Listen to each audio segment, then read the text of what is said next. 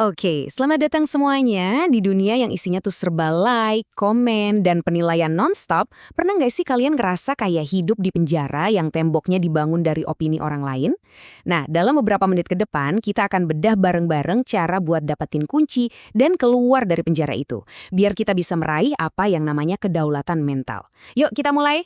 Coba deh ingat-ingat, pasti pernah kan ngalamin ini? Seharian mood lagi bagus, kerjaan lancar, semuanya sempurna, tiba-tiba ada satu aja komentar sinis atau satu tatapan aneh, rasanya tuh kayak jelek, langsung ambiar semuanya.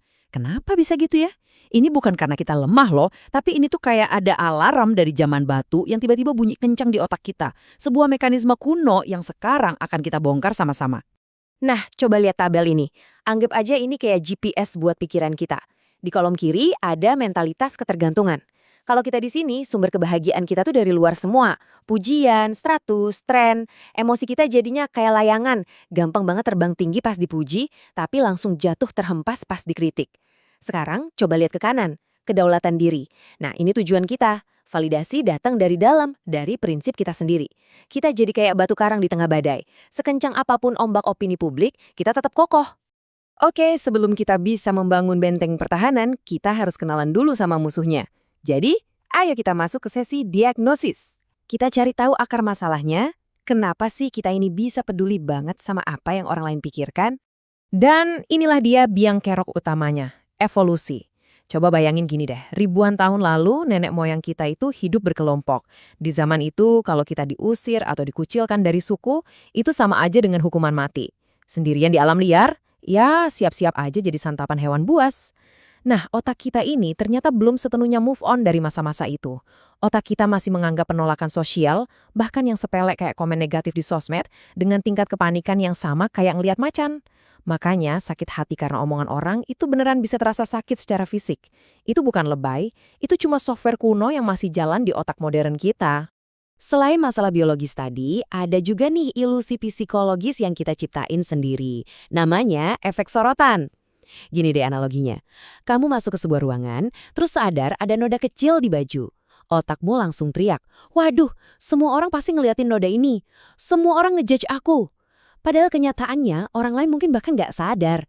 Kita tuh sering ngerasa seolah-olah ada lampu sorot panggung raksasa yang ngikutin kita kemana-mana, padahal kita ini cuma figuran di filmnya orang lain. Dan disinilah letak kebenaran yang paling membebaskan. Saat kamu lagi panik mikirin noda di bajumu, orang di sebelahmu mungkin lagi sibuk panik mikirin rambutnya yang acak-acakan. Setiap orang itu adalah karakter utama di filmnya masing-masing. Mereka terlalu sibuk jadi sutradara, penulis skenario, sekaligus aktor utama dalam hidup mereka sendiri buat merhatiin detail kecil hidupmu. Paham soal ini tuh rasanya kayak kita matiin sendiri lampu sorot ilusi itu. Dan akhirnya, kita bisa napas lega. Jadi, intinya cuma satu pertanyaan. Siapa yang pegang setir di mobil kehidupan emosional kamu? Kamu penumpangnya yang kelempar ke kiri dan ke kanan tiap kali ada pujian atau kritikan dari luar? Atau kamulah pengemudinya? Kedaulatan mental itu artinya kita berani merebut kembali setir itu, berhenti ngebiarin cuaca sosial di luar sana yang nentuin arah perjalanan kita. Saatnya kita yang jadi pengemudi dan jalan menuju tujuan yang kita tentukan sendiri. Oke, diagnosisnya udah. Sekarang waktunya kita ngebangun pertahanan. Kita akan mulai dengan seperangkat alat super canggih dan logis yang diwariskan oleh para filsuf Stoa. Kutipan dari seorang kaisar Romawi sekaligus filsuf, Marcus Aurelius, ini ibaratnya adalah blueprint arsitektur buat benteng batin kita. Coba bayangin, pikiran kita itu sebuah kastil yang megah. Nah, opini, kritik, gosip dari orang lain, itu semua cuma angin ribut atau teriakan-teriakan di luar tembok. Mereka itu nggak akan pernah bisa masuk, kecuali kita sebagai penjaga gerbang yang membukakan pintu buat mereka. Kita yang pegang kuncinya. Jadi kekuatan sejati itu bukan soal membangun tembok yang lebih tinggi, tapi menyadari sepenuhnya bahwa kita punya kendali 100% atas gerbang itu. Ini dia, pisau bedah logika dari kaum Stoa. Gini deh, bayangin setiap hari kita punya 100 koin energi mental. Setiap detuk yang kita habiskan buat cemas, mikirin, duh, nanti mereka mikir apa ya soal presentasiku, itu sama aja kita ngebuang satu koin energi. Kenapa? Karena pikiran mereka itu ada di luar kendali kita. Nah, kaum Stoa ngajarin kita buat investasiin semua 100 koin itu ke hal-hal yang bisa kita kendalikan. Contohnya, apakah aku udah nyiapin presentasi ini sebaik mungkin? Ini adalah pergeseran mindset dari pemborosan energi jadi investasi energi yang super cerdas. Logika itu ibarat tembok benteng yang kuat. Tapi setiap benteng butuh fondasi yang gak bisa digoyahkan. Sekarang kita akan gali lebih dalam lagi, melampaui logika, menuju fondasi spiritual yang super kokoh, yang terinspirasi dari kebijaksanaan Ahlul Bait. Oke, kutipan ini mungkin kedengerannya, wow, keras ya. Tapi ini bukan buat menghina. Ini tuh sebuah teknik psikologis yang dalam banget. Ini bukan sekadar kata-kata puitis. Ini adalah terapi keengganan spiritual. Tujuannya adalah untuk memprogram ulang sirkuit penghargaan di otak kita. Dengan secara sadar mengasosiasikan hal-hal yang biasanya kita kejar mati-matian, pujian, status, like di medsos, dengan gambaran yang paling menjijikan yang bisa kita bayangkan, kita secara perlahan mematikan hasrat kita terhadapnya.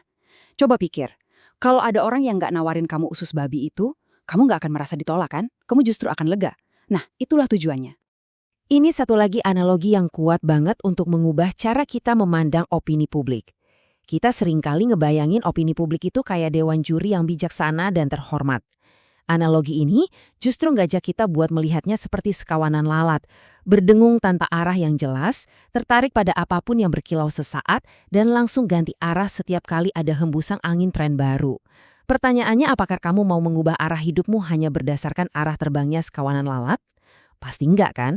Ini bukan tentang merendahkan orang lain, tapi tentang memahami betapa sementara dan tidak bisa diandalkannya opini massa.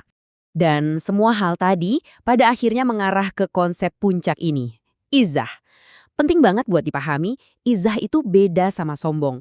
Sombong itu butuh penonton, butuh pengakuan. Sementara izzah adalah kehormatan dan martabat diri yang tenang, yang tetap ada bahkan saat kita sendirian. Ini adalah rasa harga diri yang sumbernya dari hubungan kita dengan Tuhan, bukan dari persetujuan manusia. Analogi terbaiknya mungkin seperti pohon ek yang akarnya menghujam jauh ke dalam bumi. Pujian itu cuma angin sepoi-sepoi, dan kritik itu cuma gerimis. Dua-duanya nggak akan bisa mencabutmu dari tanah. Kamu sudah berakar dengan sangat kuat. Oke, sekarang mari kita bawa semua filosofi tingkat tinggi ini turun ke bumi, ke level yang super praktis. Berikut adalah beberapa teknik konkret yang bisa langsung kalian pakai mulai hari ini juga. Anggap ini toolkit darurat buat mental kalian.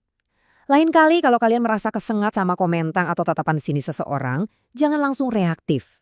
Berhenti dulu sejenak, tarik napas, dan jalankan 3 filter ini di kepala. Pertama, fakta atau asumsi. Aku beneran tahu mereka mikir jelek atau jangan-jangan ini cuma efek sorotanku yang lagi kumat. Kedua, dalam kendali saya. Opini dia itu ada di dalam lingkaran kendaliku nggak? Jawabannya udah pasti enggak. Ketiga, relevan. Dalam skema kehidupan yang jauh lebih besar, apakah penilaian dia ini penting buat nilaiku di mata Tuhan? Proses 3 langkah ini seperti menjinakkan bom emosional sebelum meledak. Dan ini klarifikasi yang paling krusial. Membangun benteng batin itu bukan berarti kita membangun tembok buat kurung diri. Ini bukan surat izin buat jadi orang yang kasar, dingin, atau nggak pedulian.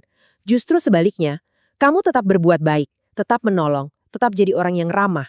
Tapi bedanya, sekarang kamu melakukannya dari tempat yang otentik. Kamu berbuat baik karena itu adalah prinsipmu, karena itu benar, bukan karena itu transaksi buat dapat pujian. Kamu akhirnya bebas untuk memberi tanpa perlu mikirin imbalannya. Dan kita akan akhiri sesi ini dengan sebuah pertanyaan untuk kalian renungkan. Coba bayangkan sejenak sebuah hidup di mana kamu nggak lagi takut dihakimi, nggak lagi cemas sama penilaian orang. Proyek apa yang akhirnya akan kamu mulai? Obrolan penting apa yang akan kamu buka? Potensi luar biasa apa dalam dirimu yang akhirnya akan kamu bebaskan? Kebebasan itu sudah ada di depan mata.